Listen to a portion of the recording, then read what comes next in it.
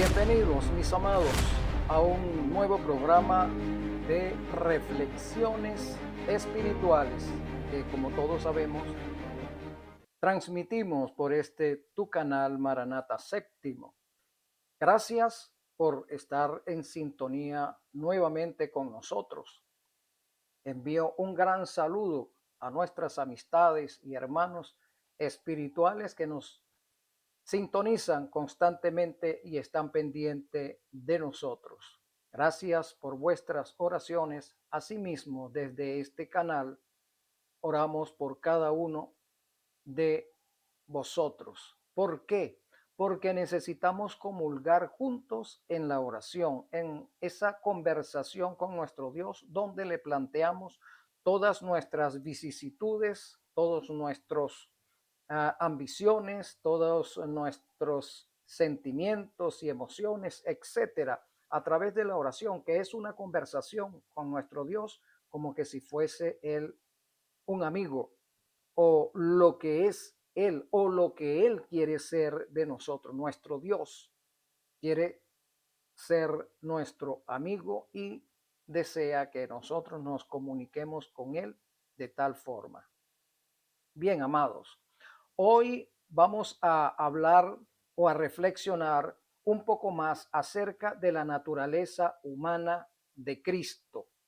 Sí, en tal sentido, quiero enviar un saludo a nuestro hermano Rafael Díaz de Apología Adventista.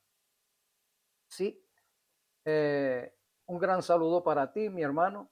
He estado escuchando uno de tus programas que tiene aproximadamente unas 24 horas que está en el aire y voy a ampliar, con tu permiso, voy a ampliar un poco más este conocimiento o esta información respecto a nuestro Dios y Salvador Jesucristo. Para ello, voy a utilizar un texto del libro de San Juan, específicamente su primera epístola, y voy a utilizar también los escritos de la señora Elena de White como referencia, ya que en tu programa la estás utilizando para confirmar tus acertos. Muy bien, vamos a orar primeramente. Vamos a pedirle a nuestro Dios que nos dé la iluminación que necesitamos. Bendito Dios y Padre nuestro, Señor Jehová, Padre, Verbo y Espíritu Santo. Gloria a nuestro gran Dios, Jehová de los ejércitos. En esta hora suplicamos tu unción, Espíritu Santo, sobre nosotros para tener el discernimiento espiritual, para que podamos ser iluminados en estas cosas que tú has inspirado a los profetas. Gracias, Señor Jesús. Hoy hablaremos de ti nuevamente. Vamos a abrir un poco más el conocimiento respecto a tu persona humana. Gracias por ministrar para nosotros y por concedernos el privilegio de poder ahondar en esta doctrina. Gloria a ti por siempre. Amén. Bien, mi amado, vamos a buscar en el libro de Juan, la primera epístola del apóstol Juan, el capítulo 1. Él nos dice de esta manera: lo que era desde el principio. Muy bien, allí ya tenemos una doctrina. Lo que era desde el principio. ¿A qué principio se estaría refiriendo Juan? Juan se está refiriendo al principio de todas las cosas, al principio sempiterno de todas, del todo. A ese principio se está refiriendo Juan. No se está refiriendo al principio de la creación de este planeta o de este sistema solar en el cual habitamos. No, él se está refiriendo a lo que siempre fue desde el comienzo de todas las cosas que nosotros humanamente no sabemos cuándo sucedió. Las escrituras tampoco nos dicen cómo fue el comienzo del todo, así como tampoco nos dice cómo es el comienzo del Dios al cual decimos nosotros adorar, tampoco las escrituras nos hablan al respecto. Para nosotros eso está todavía tras bastidores, está en oscuridad. Nosotros no tenemos acceso a ese conocimiento, a ese principio de la deidad. Pero el texto nos sigue diciendo lo que era desde el principio, lo que hemos oído, lo que hemos visto con nuestros ojos, lo que hemos contemplado y palparon nuestras manos tocante al verbo de la vida, referente al verbo de la vida. Con este texto vamos a abrir esta reflexión. Notemos que Juan no va a hablar de Jesucristo al comienzo, ni siquiera en esta primera epístola, ni siquiera en el Evangelio sinóptico. No, él no va a hablar de Jesucristo inicialmente. Él va a dar por sentado primero quién era Jesucristo, hablando específicamente del verbo. O sea, desde el principio, desde la eternidad, lo que era primero era el verbo. El verbo siempre existió. Bueno, de ese verbo, que según en el Evangelio San Juan nos dice el versículo 14 del primer capítulo, ese verbo se hizo humano, pero ese verbo es Dios. Era Dios y estaba con Dios. De manera que Juan establece eso primero. Él va a hablar de Dios. Y en el Evangelio él dice que Dios era el creador, pero ¿cuál de los tres era el creador? Porque las escrituras nos hablan de tres personas que conforman a ese Dios, a Elohim Yahweh, como lo presenta el profeta Moisés en el primer capítulo del libro de Génesis. En el principio creó Yahweh Elohim. Elohim, un plural que indica que hay más de una persona que conforma a ese Yahweh, a ese Dios que lleva por nombre Yahweh. Muy bien, entonces, lo que palparon nuestros ojos, lo que hemos contemplado, lo que hemos tocado, tocante al verbo cuando encarnó, porque el versículo 14 del primer capítulo de San Juan nos dice, y ese verbo, ese Dios, ese creador que nada existiría sin él, se hizo humano. Interesante. Entonces, ese verbo se hizo humano. No es que Cristo se hizo humano, no, el verbo, Dios, la acción, como lo interpreta el griego. El griego habla del verbo como la acción del sujeto, pero el hebreo interpreta a este término, el verbo, como la palabra creadora, pero a la vez la palabra innombrable.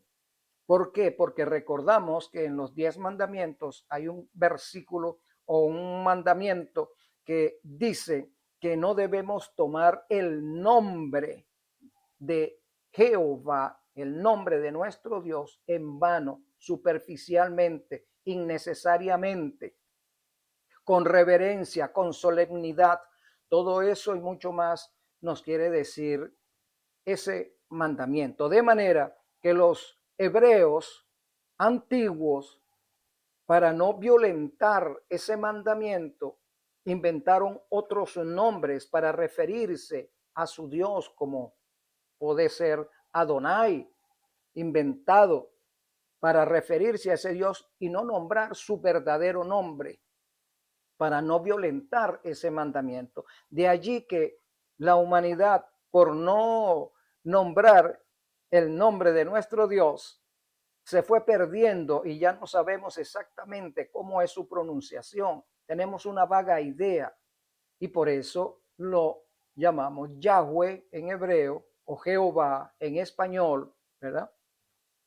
Y ahora con el conocimiento que hemos ido adquiriendo, ahora sabemos que ese Yahweh es Elohim, es decir, que hay más de una persona que conforma a ese Dios. Entonces, así como Moisés da por establecido eso, que Yahweh es Elohim, que Yahweh es más de una persona, entonces Juan también establece eso, que primero era Dios, el verbo, y luego que habla del verbo, que lo identifica como Dios, es que él va a decir, y ese Dios se hizo humano, llegó un tiempo en que se hizo humano. ¿Cuándo fue eso? Mira, vamos a ver lo que nos dice el libro de Gálatas para saber cuándo sucedió eso, que el verbo se hizo humano.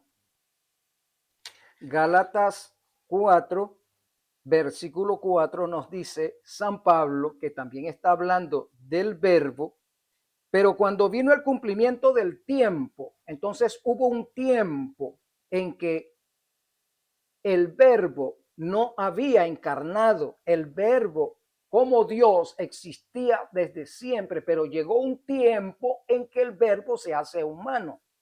Y nos dice, pero cuando vino el cumplimiento del tiempo, Dios envió a su hijo nacido de mujer y nacido bajo la ley. Entonces, San Pablo nos está diciendo que cuando llegó el tiempo, ¿cuándo fue eso, amado? Hace 2000 años fue que llegó el tiempo.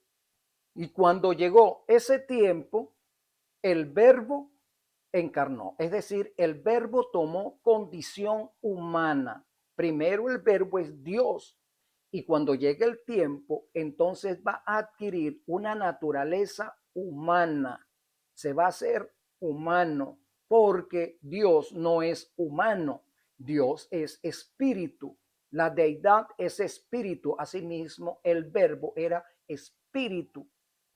Y luego, cuando toma naturaleza humana, entonces es humano. Y se somete a las condiciones nuestras como humanos.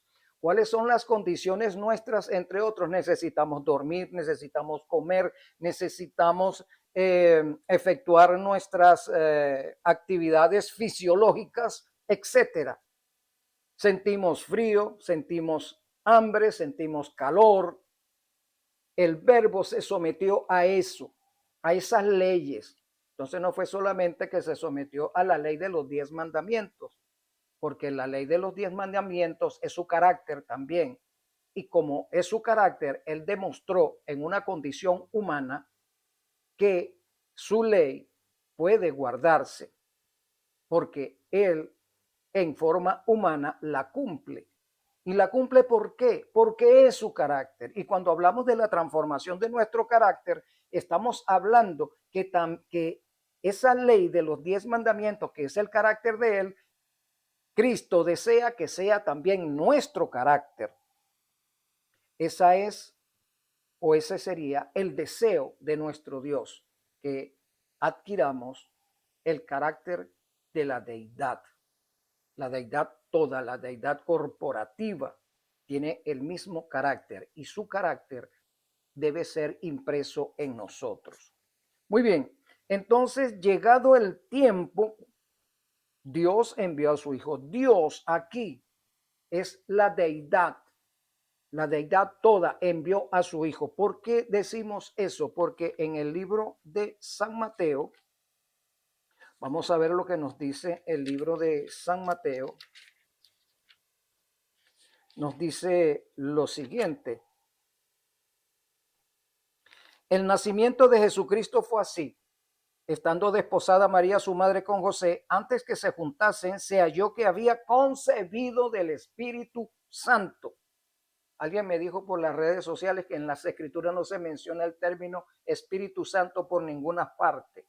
Qué triste que expresemos o comentemos de esa manera sin haber dedicado tiempo al estudio de las Sagradas Escrituras. Entonces, el Espíritu Santo lo que va a engendrar es una naturaleza humana, un cuerpo humano que se va a adosar, que se va a integrar, que se va a fusionar con Dios.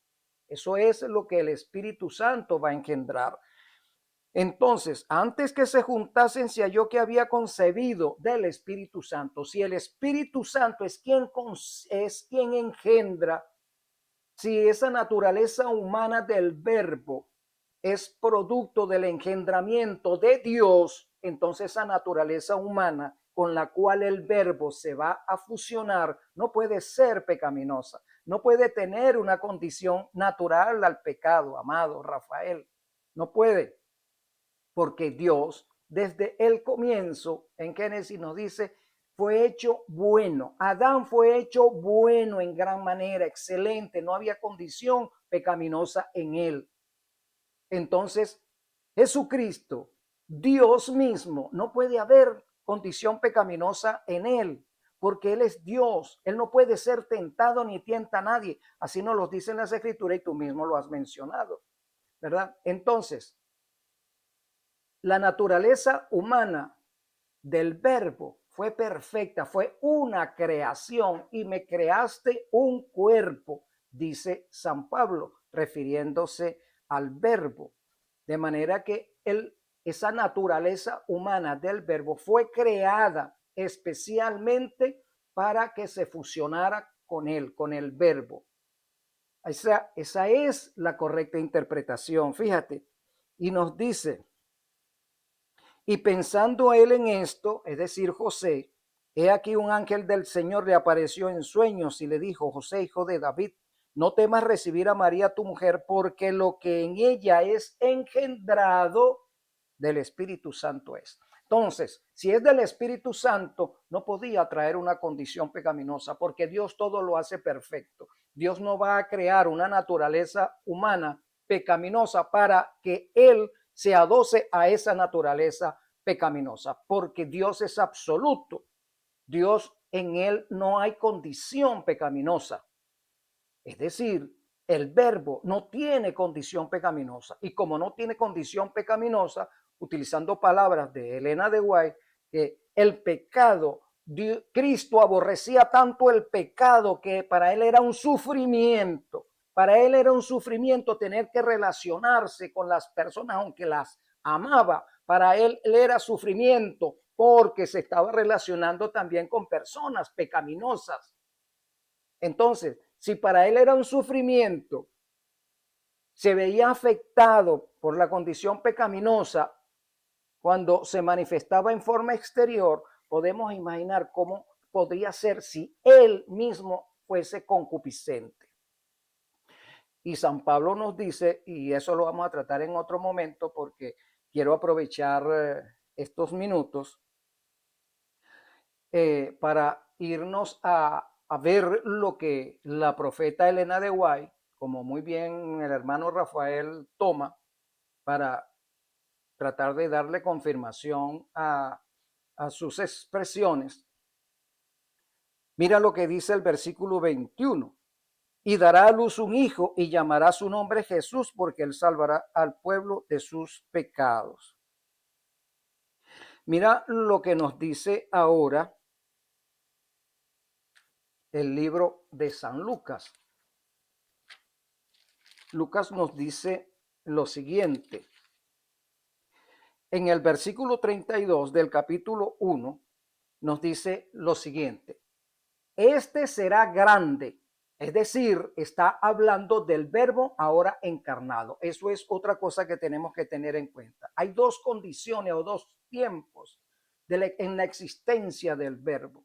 El verbo tiene su primera condición, él es Dios en la eternidad, él es Dios. Pero cuando él encarna, ahora es verbo encarnado. Antes era verbo no encarnado.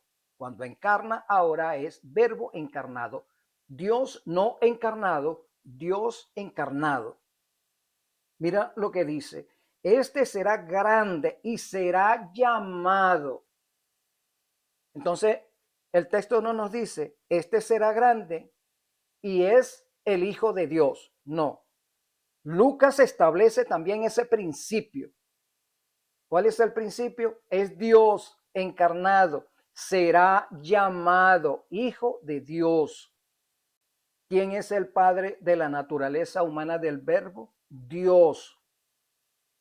¿Es el Espíritu Santo Dios? Sí.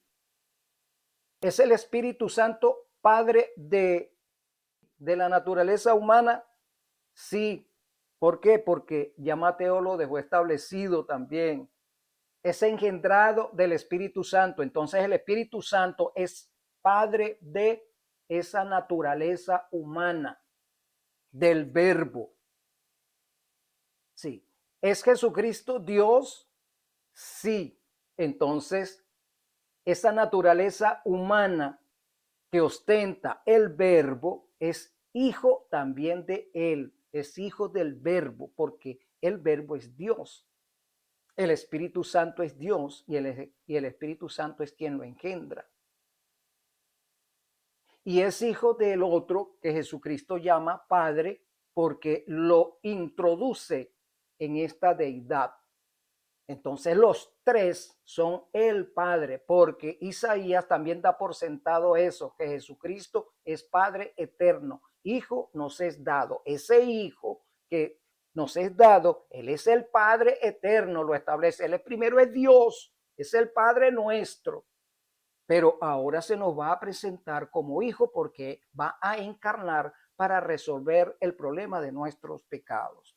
Entonces, este término será llamado hijo, es un título, ¿verdad? Hijo de Dios significa que es un título, igual que hijo de hombre es otro título que adquiere el verbo cuando encarna. En ese sentido, vamos a ver lo que Elena de White nos habla respecto al verbo encarnado. Fíjate, mensaje selecto, tomo 3, página 147, párrafo 2. Repito, mensaje selecto, tomo 3, página 147, tomo 2. Mira cómo dice, Cristo no poseía la misma deslealtad pecaminosa, corrupta y caída que nosotros poseemos, pues entonces él no podría haber sido una ofrenda perfecta.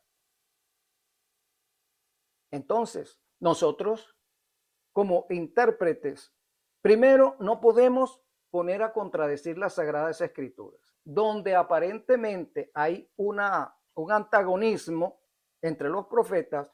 Nosotros tenemos que procurar hacerlos coincidir, porque así como los sinópticos, todos los evangelios, Mateo, Marcos, Lucas y Juan, escribieron de acuerdo a su óptica, a lo que ellos vieron, a lo que palparon, ¿verdad? Todas las personas no vemos un mismo aspecto de la misma manera. Entonces, estos profetas van a escribir respecto a Jesucristo desde su óptica, desde la forma en que ellos lo palparon, lo vieron, lo tocaron, etcétera. Eso es lo que nosotros tenemos que hacer. Vamos a ver por qué San Juan habló así. Vamos a ver por qué Lucas habló así. Vamos a ver por qué San Pablo, cuando habla del mismo tema, escribió tal cosa. Entonces, haciéndolos coincidir, porque las escrituras no pueden contradecirse. De manera que si vas a utilizar a Elena de White, mi amado, tienes que aplicar el mismo principio del estudio de las escrituras.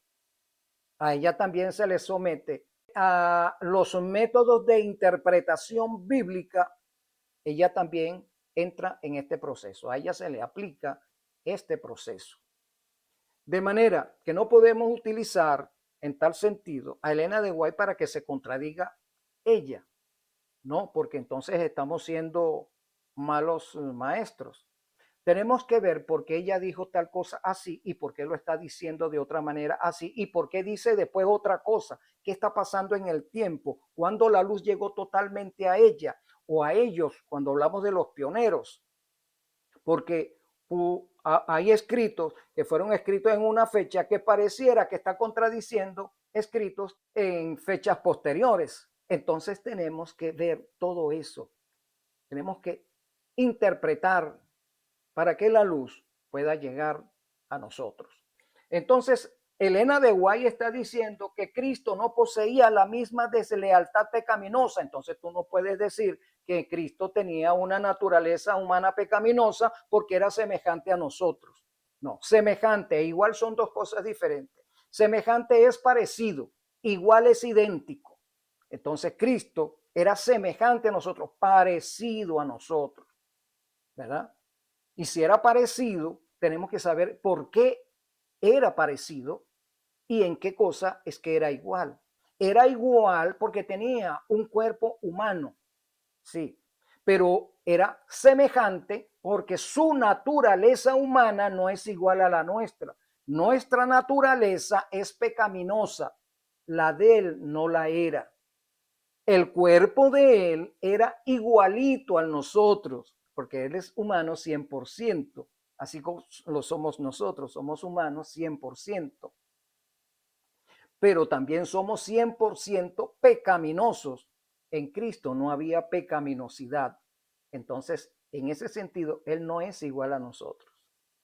Es parecido, es semejante, pero no es igual. Y Elena de Guay lo está confirmando aquí. En Cristo no poseía, o sea que en él, porque en Dios, porque si Cristo es Dios, no puede existir deslealtad pecaminosa, corrupta y caída, porque es Dios.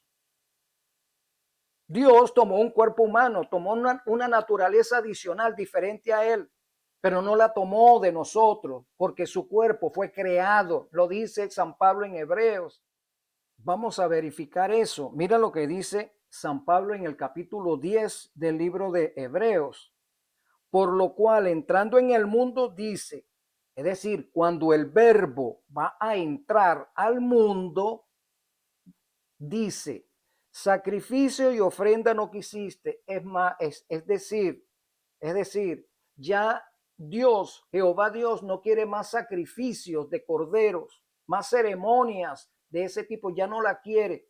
Ahora requiere el sacrificio del que va a pagar nuestra deuda que tenemos contraída contra la ley. Entonces, por lo cual, entrando en el mundo, la deidad expresa, sacrificio y ofrenda no quiero, más me preparaste un cuerpo. ¿Qué significa eso, amado? Me preparaste un cuerpo, me creaste un cuerpo.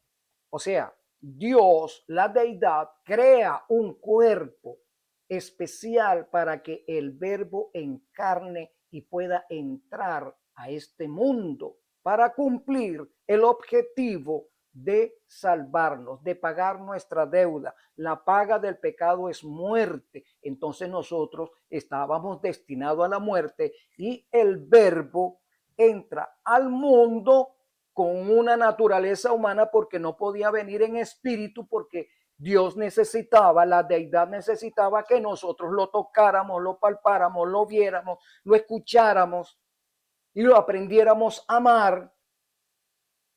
Dios necesitaba eso. Y como Dios, entonces el verbo entra a nuestro mundo en forma humana, semejante a nosotros. Tomó un cuerpo semejante al de nosotros, repito, el de nosotros es pecaminoso, el de él no, es semejante. El término aquí siempre en las escrituras dice semejante a nosotros, pero también dice que hay aspectos en que es igual a nosotros, pero en lo que respecta al aspecto pecaminoso, San Pablo dice, pero sin pecado, es decir, sin relación con el pecado, sin relación inherente, Rafael, sin relación inherente al pecado. Él se relacionó con el pecado exterior, pero en él no había inherencia pecaminosa, porque es Dios y Dios es absoluto. El pecado es absoluto, absolutamente malo. En Dios no hay maldad. Dios es absolutamente bueno, es amor. El verbo es amor, es absoluto, es santo, porque también lo dice allí las escrituras. El santo ser, ni siquiera dice el ser santo. No, nosotros somos seres santos, porque allí es donde el Espíritu Santo nos lleva a ser seres santos. Pero cuando está hablando del verbo, lo está identificando como el santo ser. Parece lo mismo, pero no lo es. Ahora, entonces, Cristo no poseía la misma deslealtad pecaminosa, corrupta y caída que nosotros tenemos. Entonces, la naturaleza humana del verbo no estaba caída. Eso significa que no provino genéticamente ni biológicamente de nosotros. No. Porque si su naturaleza humana fue tomada de la biología de María, entonces él era pecaminoso, era concupiscente, porque viene por herencia. Nuestra pecaminosidad es una herencia, como lo dice Pablo en el libro de Romanos. Entonces, no tenía una deslealtad pecaminosa, corrupta y caída que nosotros poseemos, pues entonces él no podría haber sido una ofrenda perfecta. Sencillo. No puede ser una ofrenda perfecta quien es pecaminoso, quien tiene una naturaleza humana pecaminosa. No puede ser. El cordero era impecable e inmaculado. No tenía defecto, no tenía tacha, ni física ni de carácter. Eso tenemos que tenerlo pendiente. Hay un establecimiento doctrinario con respecto a Jesucristo. Jesucristo, la naturaleza humana del verbo, Dios encarnado.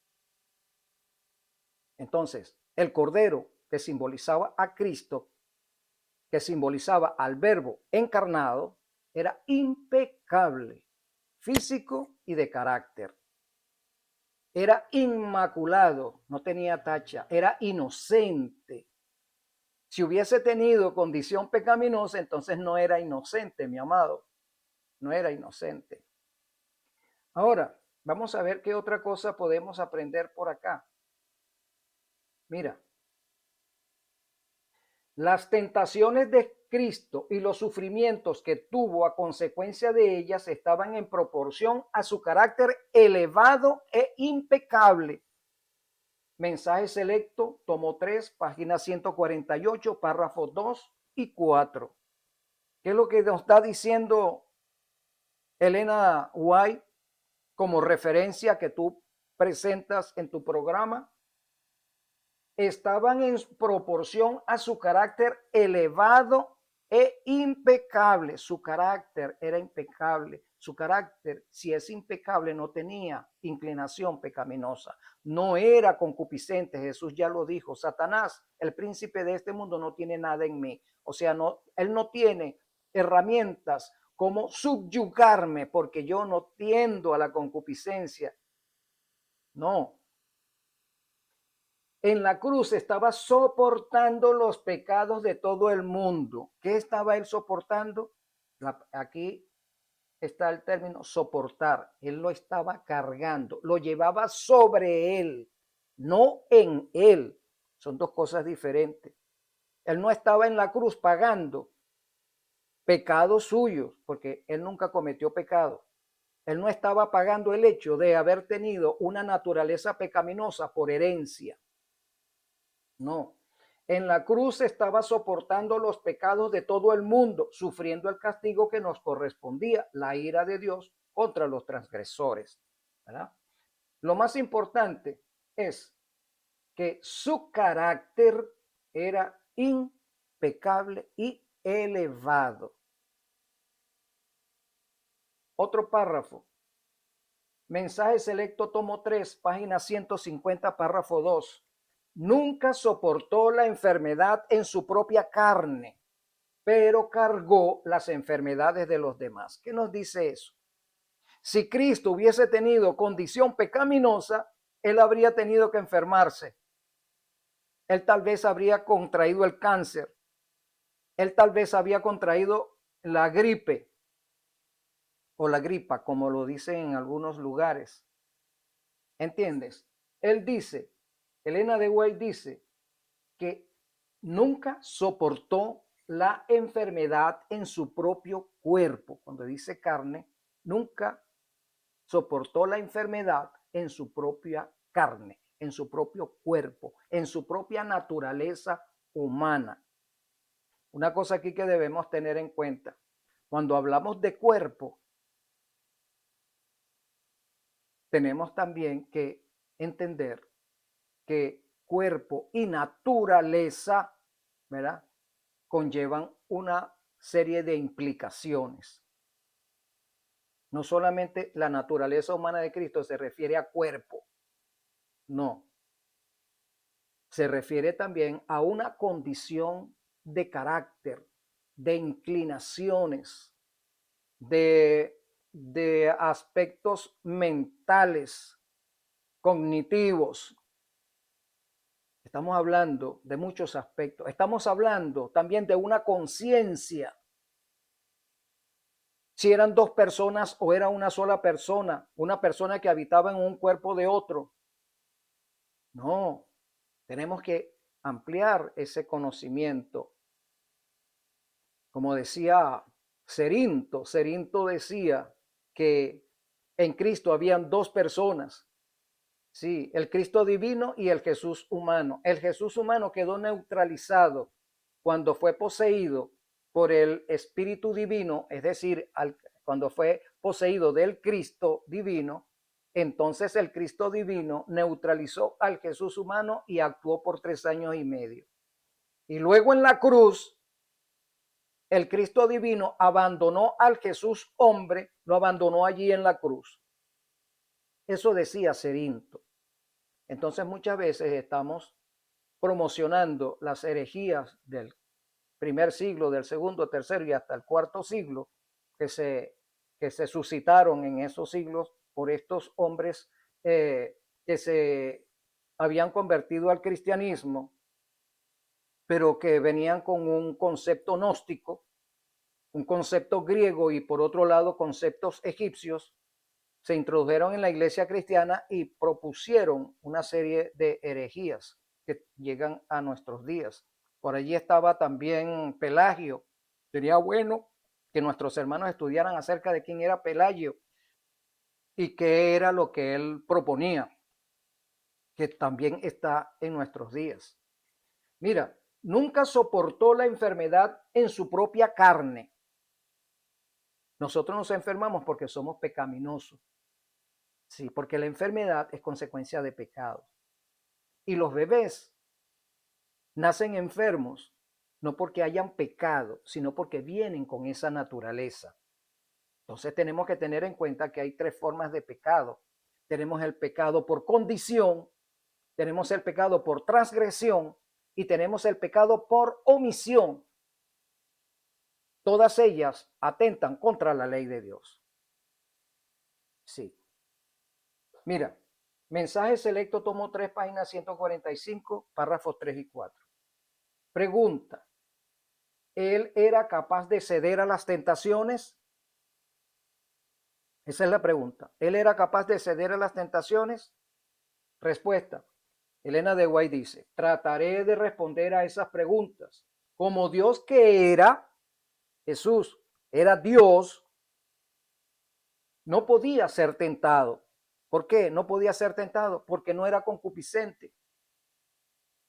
Pero como humano podía hacerlo y con mucha fuerza y podía ceder a las tentaciones. Entonces, el verbo en una condición humana, Satanás iba a procurar que el verbo cayese en sus trampas. Primeramente, en las tentaciones. Satanás es muy explícito cuando él dice: si tú eres Dios.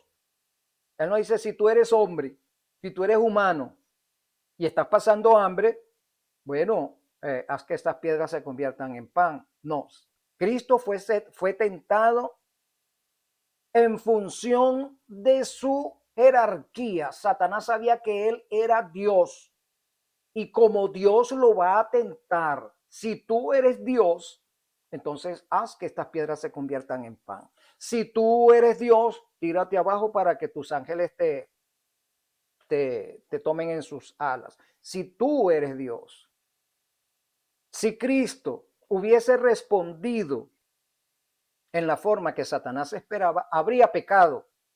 Habría pecado. Sí. Si él hubiese respondido en la forma en que Satanás quería, Jesús habría pecado. Pero Jesús no pecó porque no era concupiscente. Que Satanás vaya a decir, pero es que tienes una ventaja. Y a nosotros como hijos de Dios, ¿qué nos importa? ¿Qué nos importa eso? ¿Qué importa lo que diga Satanás? Ese es nuestro enemigo. Él nunca va a estar contento con ningún argumento que se le presente. Él nunca lo va a aceptar. De hecho, él nunca aceptó a Jesucristo. No, él nunca aceptó al Verbo como su creador cuando se anidó en su corazón el descontento. Además, Cristo nos salva porque Él quiere, no por lo que diga Satanás o deje de decir, o lo que le importe a Satanás o no. Cristo nos salva porque Él quiere, porque nos ama. En ese sentido, los mundos enteros fueron tentados por Satanás cuando fue expulsado del cielo, mi amado. Todos ellos fueron tentados y estaban perfectos. En ellos no había pecaminosidad, no tenían una naturaleza pecaminosa. Los ángeles eran perfectos, no tenían naturaleza pecaminosa, pero pecaron. Y los hijos de Dios que estaban en los otros planetas no cedieron a las tentaciones de Satanás. ¿Por qué? Primero porque ellos no eran concupiscentes y porque echaron mano al libre albedrío y decidieron mantenerse fieles y leales a Jehová Dios. Adán fue creado perfecto. ¿Y por qué no se mantuvo leal? Misterio. ¿Necesitaba Cristo venir con naturaleza pecaminosa para demostrarnos a nosotros que podemos ser fieles? No, ya el ejemplo está dado. Satanás es ejemplo, los seres de los otros planetas son ejemplo y el mismo Adán era ejemplo. Si Adán no hubiese caído en pecado, ese era nuestro ejemplo primero, se mantuvo fiel sin tener naturaleza pecaminosa. Entonces, el segundo Adán tenía que venir idéntico como era el primer Adán, sin pecado, sin concupiscencia, e iba a ser probado en ese mismo estatus, no en un estatus inferior, no, en el mismo estatus en el cual fue probado Adán, fue probado Satanás y fueron probados los seres de los otros mundos, perfectos. Entonces, el Verbo toma una naturaleza perfecta creada para él y en esa condición él va a ser probado o se va a someter a la prueba. Sí. En otro caso, de si Cristo era lapsario, prelapsario o poslapsario. Si Cristo es prelapsario, que tiene que ver con la caída, entonces está contradiciendo a San Pablo cuando San Pablo dice, me creaste un cuerpo. Entonces hay que tener en cuenta que la naturaleza humana del Verbo fue creada, fue engendrada del Espíritu. Adán no fue engendrado, Adán fue creado del polvo de la tierra. Y nosotros somos concebidos por voluntad humana. Tres formas de creación, amados y amado. Cristo no fue tomado del polvo de la tierra. Si la naturaleza humana del Verbo proviniera de la genética de María, entonces también era del polvo de la tierra, porque María murió y se convirtió en polvo. Así que lo que ella llegase a dar a luz, igualmente iba al polvo de la tierra, porque fue tomado del polvo de la tierra. Pero Cristo no iría al polvo de la tierra, porque Cristo no fue tomado, no fue creado del polvo de la tierra. Cristo fue engendrado del Espíritu, una nueva creación, como dice San Pablo, un cuerpo nuevo porque Dios se lo dio. Muy bien, entonces, Él era capaz de ceder a las tentaciones, así como fue Adán en la perfección. No se necesita ser imperfecto para ceder a las tentaciones, no. En la perfección también se puede caer en las tentaciones. Muy bien, vamos a ver qué más.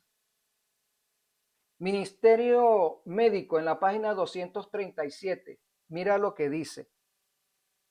Él tomó sobre su naturaleza sin pecado, mi amado.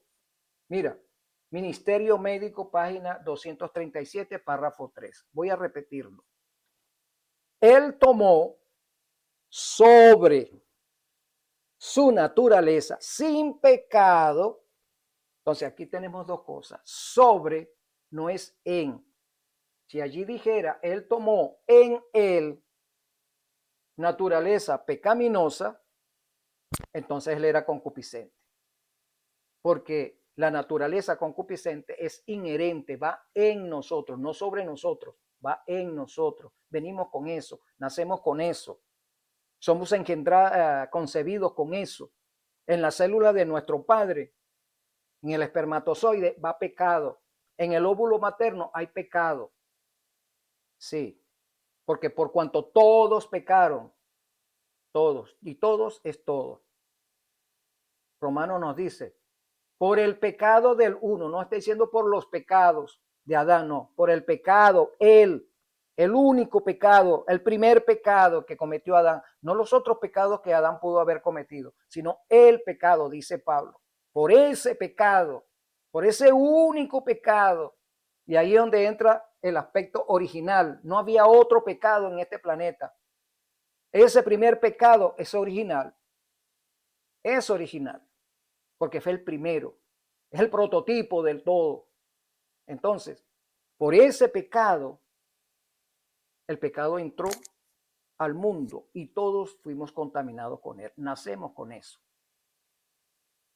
Entonces, Cristo tomó sobre su naturaleza sin pecado, metámonos eso en la cabeza, mi amado, sin pecado, no porque no lo cometiera, no, no había en su naturaleza, ya lo dije anteriormente, su naturaleza era, su carácter era impecable e inmaculado, no porque no lo contaminara, no, ya él venía así, así como vino Adán.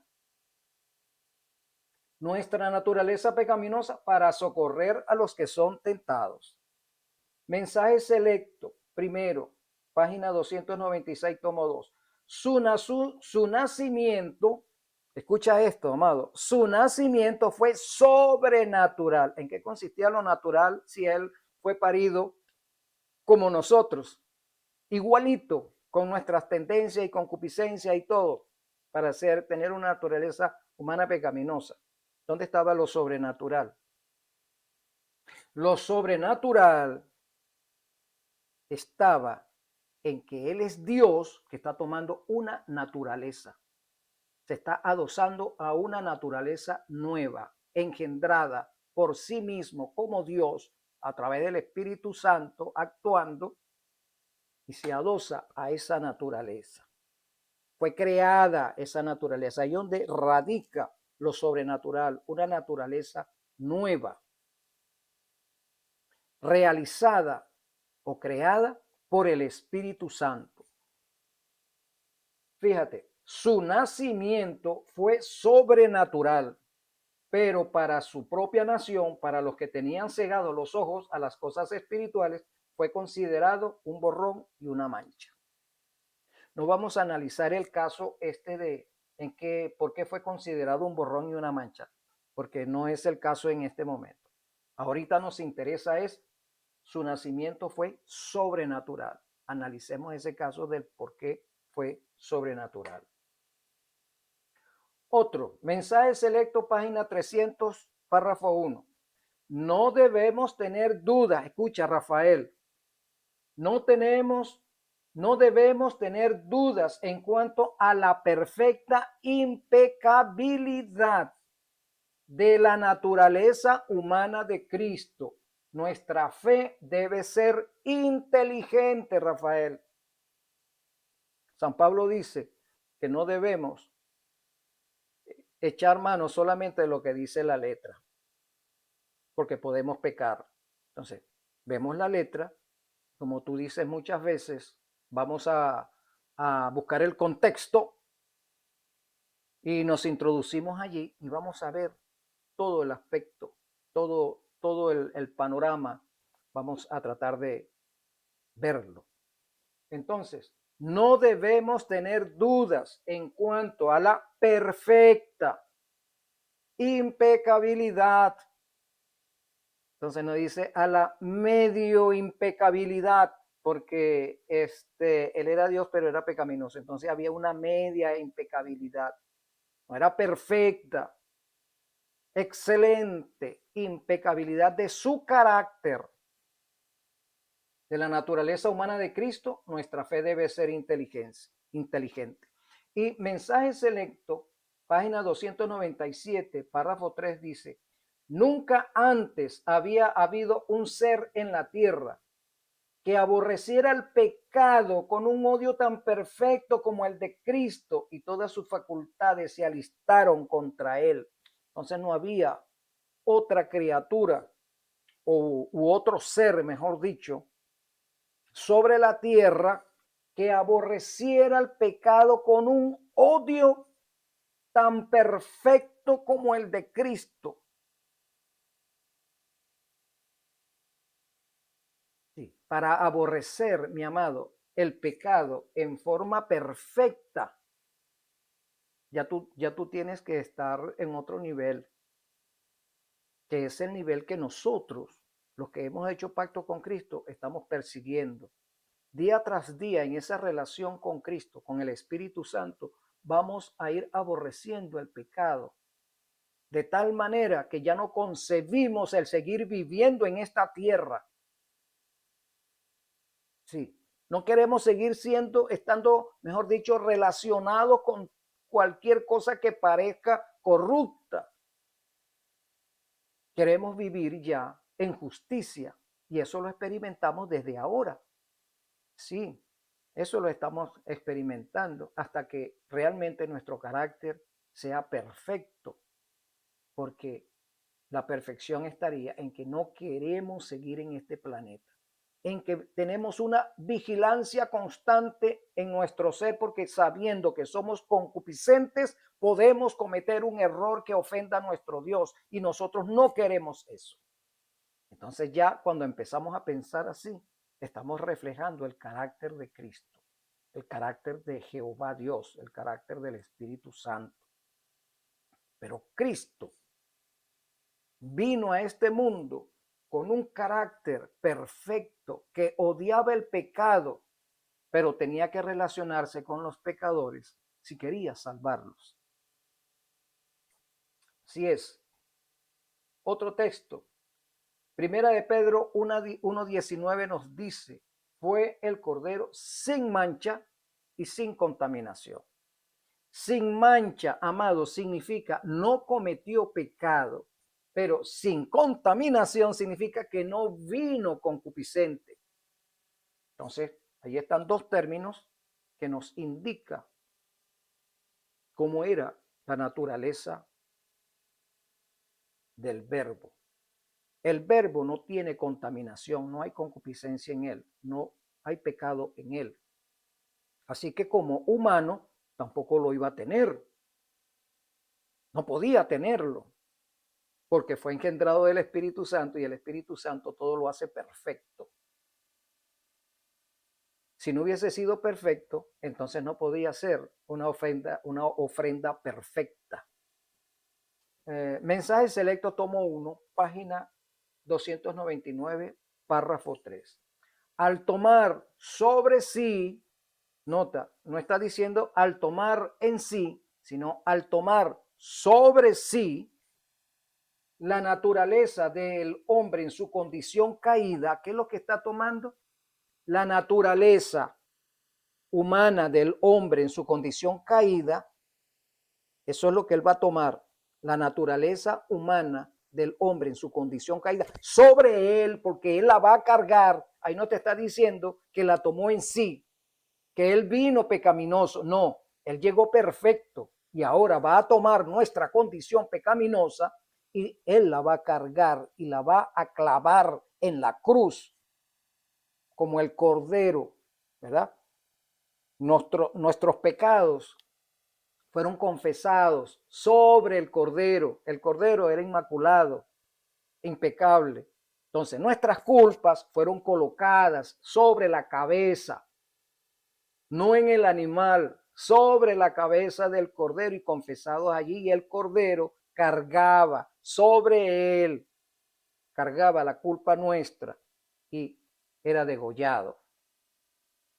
Entonces, al tomar sobre sí la naturaleza del hombre en su condición caída, Cristo no participó de su pecado en lo más mínimo. ¿Qué nos está diciendo? Cristo no participó de nuestros pecados en lo más mínimo. Mínimo significa ni por transgresión, ni por condición, ni por omisión, en lo más mínimo. Cristo no está incurso en esa culpa. Estuvo sujeto a las flaquezas y debilidades que rodean. No está hablando de sus debilidades morales, amado. Vamos a leer ese enunciado. Cristo no estuvo sujeto a las flaquezas y debilidades que nos rodean al hombre para que se cumpliese lo dicho por el profeta Isaías. Él mismo tomó nuestras enfermedades y llevó nuestras dolencias. Mateo 8:17, ¿verdad? Entonces, estuvo sujeto a las flaquezas y debilidades físicas, no morales. ¿Ya?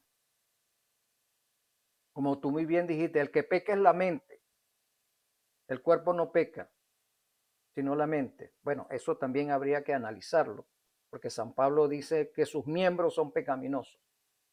Él dice, maldito hombre de mí, ¿quién me va a librar del peso de esta muerte, de este cuerpo concupiscente? Porque mi mente, que es la que trabaja con el hombre espiritual, está en conflicto con mi hombre carnal, o sea, mi cuerpo desea el pecado. Entonces, la lucha entre el hombre espiritual y el hombre carnal. El hombre carnal, el cuerpo. El hombre espiritual, la mente. En la mente hay la lucha de dos hombres. Uno que es carnal, que quiere quiere complacer los deseos de su cuerpo, los deseos de comer, los deseos sexuales, los deseos de codicia, todos esos deseos. El hombre carnal quiere experimentarlo, sí, pero es el cuerpo que te lo pide. Y como la mente está corrompida, es corrupta, es pecaminosa, entonces quiere darle rienda suelta al cuerpo, porque el cuerpo es el que eh, realiza el proceso del agrado, de la complacencia, de la satisfacción, ¿verdad? Claro. En el cuerpo es donde se experimenta eso, con el cuerpo. Y en la mente te dice que no, pero cuando la mente está corrompida, el hombre espiritual que trabaja en la mente queda adormecido, queda desalojado. Entonces el hombre pecador, su mente es corrupta toda, ha anulado la conciencia del Espíritu Santo en nuestra mente y se da rienda suelta a sí mismo. Así nacemos, así hemos nacido. Por eso que cuando somos niños, nuestros padres que ya han tenido una educación previa, una educación moral previa, nos enseñan esas leyes morales para que nosotros sepamos que no podemos andar por el mundo desde niño dándole rienda suelta a nuestras concupiscencias, a nuestros deseos, a nuestras pasiones.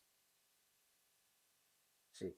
Bueno, bien, mi amado, por esta hora vamos a dejarlo hasta aquí. Mañana vamos a seguir hablando un poquito más acerca eh, de estos textos contundentes que nos hablan acerca de la naturaleza humana del verbo. No te lo pierdas. Que el Señor te siga bendiciendo, amado, amada. Que el Espíritu Santo siga obrando en tu vida, abriendo tu mente, iluminando tu mente.